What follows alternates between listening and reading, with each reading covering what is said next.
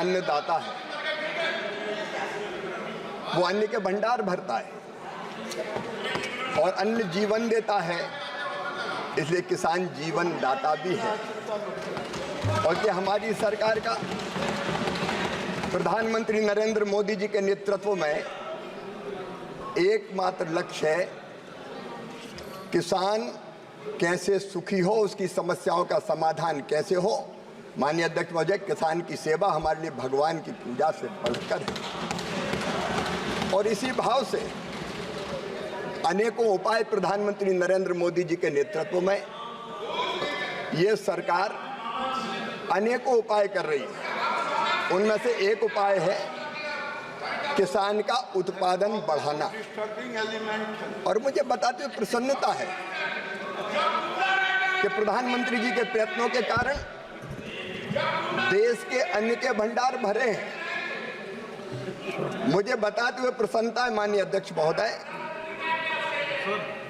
कि आज कृषि विकास दर हमारी 4% के आसपास है, लेकिन अन्न के भंडार या फल और सब्जी के विपुल उत्पादन के बाद एक समस्या आती है और वो समस्या है उसके उचित भंडारण की। उचित भंडारण के अभाव में हम जानते हैं कि कई वर्षों तक दूसरी सरकार रही, लेकिन ना वेयर हाउस बने, ना राइपिंग सेंटर बने, ना कोल्ड स्टोरेज बने, ना ग्रेडिंग और साइटिंग की ठीक व्यवस्थाएं की गई। और जब प्रधानमंत्री नरेंद्र मोदी जी ने एक बहुत किसानों के हित में बड़ा कदम उठाया और वो था एग्रीकल्चर इंफ्रास्ट्रक्चर फंड बनाने का। मुझे बताते हुए खुशी है, 1 लाख करोड़ रुपए की एग्रो इंफ्रा फंड की योजना प्रधानमंत्री नरेंद्र मोदी जी लेकर आए। और जैसा माननीय सदस्य किसान की सदस्य माननीय मंत्री जी एड्रेस इधर करें। पुरुषोत्तम रूपाला जी, माननीय अध्यक्ष महोदय, कृषि की समस्याओं को समझते उन्हें स्टेटस पूछा है। मैं आपको बताना चाहता हूं माननीय अध्यक्ष महोदय, इस योजना के अंतर्गत अब तक पूरे देश में, जिनमें लगभग 31 राज्य सम्मिलित है, माननीय अध्यक्ष महोदय, कुल मिला के 72,222 संरचनाएं जिनकी लागत 76,305 करोड़ रुपया है, ये पूरे देश में बनाई गई।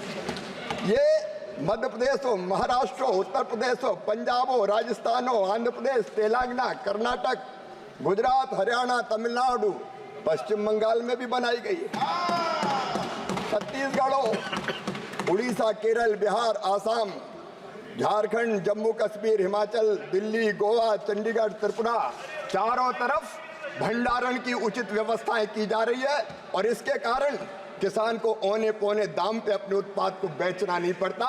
वो जब चाहता है कि कोल्ड स्टोरेज में रखे या वो वेयर हाउस में रखता है और उचित दाम मिलने पर बेचता है। ये किसान की खेती को फायदे का धंधा बनाने के लिए बहुत बड़ा कदम है माननीय अध्यक्ष महोदय, जिसका लाभ पूरे देश के किसान उठा रहे हैं। रूपाला जी।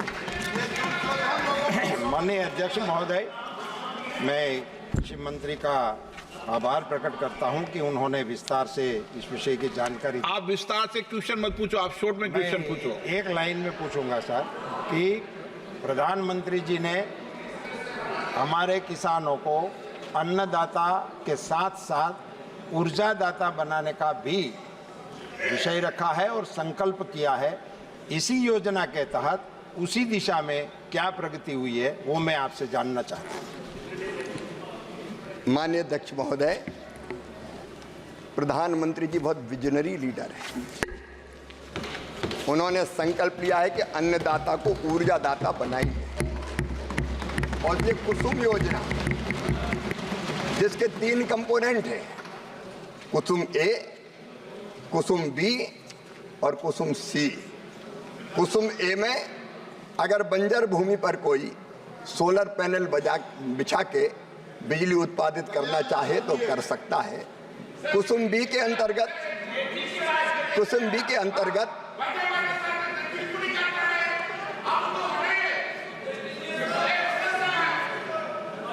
कुसुम बी के अंतर्गत माननीय अध्यक्ष महोदय, वो सोलर पैनल अपने खेत में लगा के अपनी सिंचाई की व्यवस्था भी कर सकता है, और वो चाहे तो ग्रिड में उत्पादित बिजली देके बिजली बेच के लाभ भी प्राप्त कर सकता है। और कुसुम सी योजना के अंतर्गत माननीय अध्यक्ष महोदय, वो अपना सोलर पैनल लगा के अपनी खेत की सिंचाई की व्यवस्था भी कर सकता है।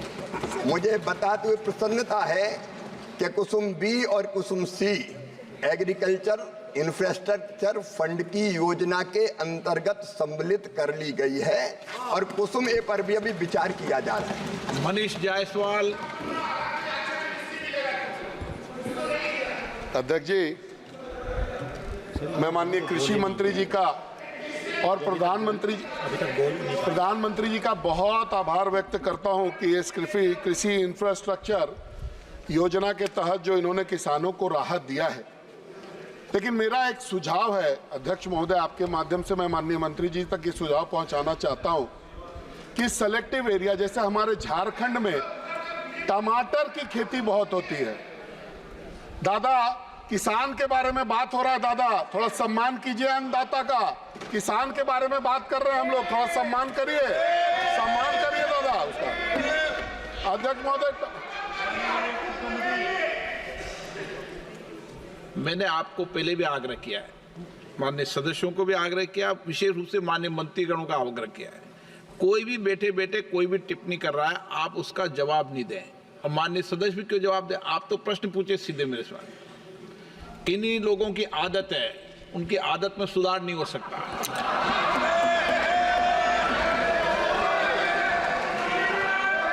शॉर्ट में ऐसे लोगों को सर अध्यक्ष महोदय थिएटर की संज्ञा दी जाती है। मैंने आपके लिए तो नहीं कहा ना, मैंने आपके लिए तो नहीं कहा ना। अध्यक्ष महोदय, जो सेलेक्टिव एरिया है, जैसे हमारे यहाँ झारखंड में और विशेष करके हजारीबाग में टमाटर की खेती और धनिया की खेती बहुत आयत होती है। अभी टमाटर का शेल्फ लाइफ अध्यक्ष महोदय बहुत कम है। ऐसे में अगर व्यक्तिगत किसान को, अगर वो छोटे छोटे किसान के समूह हैं, अगर उनको छोटे छोटे कोल्ड स्टोरेज का इसमें इनकॉर्पोरेशन अगर कर लिया जाए तो ऐसे किसानों को अध्यक्ष महोदय बहुत फायदा होगा। साथ ही साथ मैं एक शब्द और जोड़ना चाहता हूं कि कुसुम योजना में अध्यक्ष महोदय सोलर पंप का तो आपने प्रोविजन किया है, अगर साथ साथ बोरिंग का भी अगर प्रोविजन हो जाए, बोरवेल भी इसके पार्ट अगर बन जाए तो किसानों को अत्यधिक लाभ मिलेगा। अध्यक्ष महोदय, यही मैं आपके माध्यम से मांग करना चाहता हूं। बहुत धन्यवाद। माननीय अध्यक्ष महोदय, जैसे मैंने बताया कि इस योजना के अंतर्गत कोल्ड स्टोरेज का निर्माण किया जा सकता है। वो निर्माण निजी निवेशक भी कर सकता है, एफपीओ किसानों के समूह भी कर सकते हैं, स्वयं सहायता समूह भी कर सकता है। इंडिविजुअल कोई बहुत छोटा किसान करना चाहे तो कोल्ड स्टोरेज उसके लिए उतना लाभ का धंधा साबित नहीं होगा, लेकिन इसमें इतनी व्यवस्था कि किसानों का समूह एफपीओ भी इस तरह के कोल्ड स्टोरेज लगा सकते हैं जिनमें टमाटर सुरक्षित रखे जा सके। बाकी माननीय सदस्य ने अपने कुछ सुझाव दिए हैं, हम उन पर यथासंभव विचार करें। सुदीप बंदोपाध्याय जी। शिवराज चौहान जी, आपको साथ द्वादश लोकसभा से हम लोग एक साथ मेंबर थे पोपू में। इधर आज आपको केंद्रीय मंत्री देखने मैं खुश हूँ। एक प्रश्न आपको बताना चाहता हूँ। आप कोल्ड स्टोरेज के बारे में बोलते हैं, किसानों के लिए वो कोल्ड स्टोरेज में जाएंगे, सामान रखेंगे, but there are shortages of cold storage in the whole of the country, extreme in number. Farmers are to go for distress sales, production ज़्यादा कर देते हैं और उनको कोल्ड स्टोरेज में जगह ना मिलने का कारण मार्केट में जाके उसको डिस्ट्रेस सेल करना पड़ता है। 1 केजी पोटैटो बनाने के लिए किसी को 2 रुपया पड़ता है, तो डिस्ट्रेस सेल में उनको मार्केट पे कोल्ड स्टोरेज के जगह ना मिलने का कारण 1 रुपये में बिक देना चाहिए। मैं जानना चाहता हूं मंत्री को पास कि कोल्ड स्टोरेज सेटअप को सारे देश में बढ़ाने के लिए, किसानों को जितना नेसेसिटी है इसको फिलअप करने के लिए ये भारत सरकार क्या पदक्षेप लिया है? माननीय अध्यक्ष महोदय, बंदोपाध्याय जी का मैं बहुत आदर करता हूं। ये मेरे बहुत पुराने मित्र हैं। संसद में हम साथ साथ रहे हैं और इनकी प्रतिभा का भी सम्मान करता हूं। माननीय अध्यक्ष महोदय, ये बात सही है कि पिछले कई वर्षों में कोल्ड स्टोरेज जैसी व्यवस्था के लिए सरकारों ने कोई कदम नहीं उठाए। इसके लिए 10 साल तब भी, और इसके कारण ऐसी परिस्थितियां पैदा हुई है। लेकिन अब तेजी से कोल्ड स्टोरेज के निर्माण का काम लगातार जारी है, इस योजना के अंतर्गत भी। और इसलिए जगह जगह मैंने अभी राज्यों की सूची आपके सामने पढ़ी थी, कोल्ड स्टोरेज भी इस योजना के अंतर्गत बनाए जा रहे हैं। और जैसा मैंने कहा कि एग्रीकल्चर इंफ्रा फंड की ये योजना 32-33 तक जारी रहेगी। जहां जहां गैप्स कहीं आएंगे, इसी योजना के अंतर्गत कोल्ड स्टोरेज का निर्माण भी किया जाएगा। श्री प्रशांत पेडोले जी। प्रशांत जी। धन्यवाद अध्यक्ष महोदय, आपने मुझे बोलने का अवसर दिया। आपके माध्यम से मैं मंत्री महोदय जी को प्रश्न करना चाहूँगा। पीएम कुसुम योजना के तहत देश में कितने solar pump, solar power plant, grid connected solar power संयंत्र की स्थापित किए गए एवं इसमें कितने मात्रा में बिजली का उत्पादन होता है? माननीय अध्यक्ष महोदय, कुसुम योजना अभी प्रारंभ हुई है। मैं पूरी जानकारी लेकर माननीय मंत्री जी को दे दूंगा। न्यूज नेशन अब व्हाट्सएप पर खबरों के ताजा अपडेट के लिए न्यूज नेशन के इस QR कोड को स्कैन करें